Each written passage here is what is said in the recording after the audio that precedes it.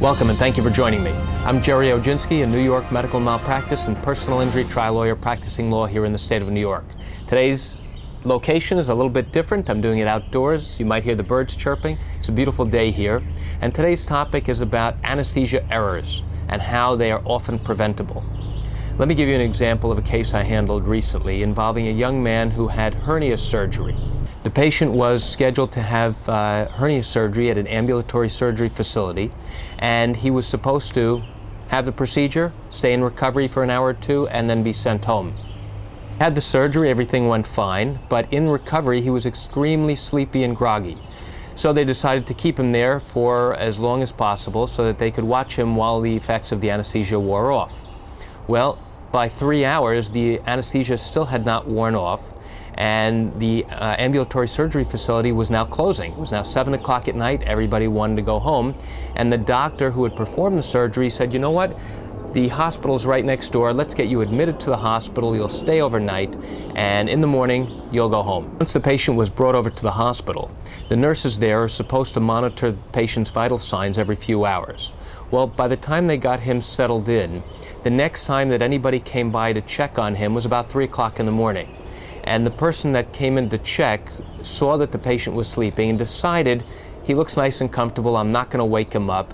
And, you know, the person who comes in at 7 o'clock in the morning when there's a change of shift will check on him. Well, that was the big problem, or one of the problems, because by the time 7 o'clock rolled around and now there was a change of shift, the next person to come in to take the patient's vital signs walked into his room, checked on the patient, and realized that he is blue, he's not breathing, and he has no heartbeat. So immediately an emergency code was called, and doctors from all around the hospital came rushing in to try and revive and resuscitate this patient. Well, there's good and there's bad.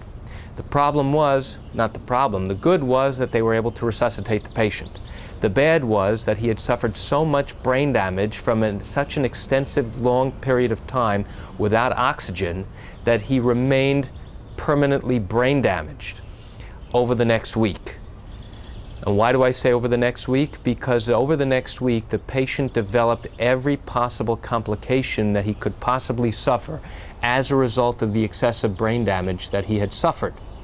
And along with that, he suffered kidney failure, he suffered infection, he suffered fevers, and on top of that, he was comatose and on a ventilator because he could not breathe for himself. Ultimately, because of all of his complications and his severe brain damage, the patient died 1 week after being admitted to the hospital. When the family came to us to look at the records, it was obvious that during the course of the routine hernia surgery, he had been given excessive amounts of anesthesia. And what's preventable and what's so sad about this particular case is that had the anesthesiologist recognized that the patient had been over-anesthetized, over-medicated at the end of the procedure, there are medications available which can reverse the effects of the excess anesthesia. This was never done. So the patient is now sent to an unmoderated, unmonitored floor in a hospital where they're not told to watch for anything significant, and the nurse or the technician who came in to check his vital signs made the significant mistake of thinking the patient was sleeping when in fact he simply wasn't breathing, which is a problem in itself. So all of those factors combined to lead to tragedy in this young man's life, and this is something that is totally preventable.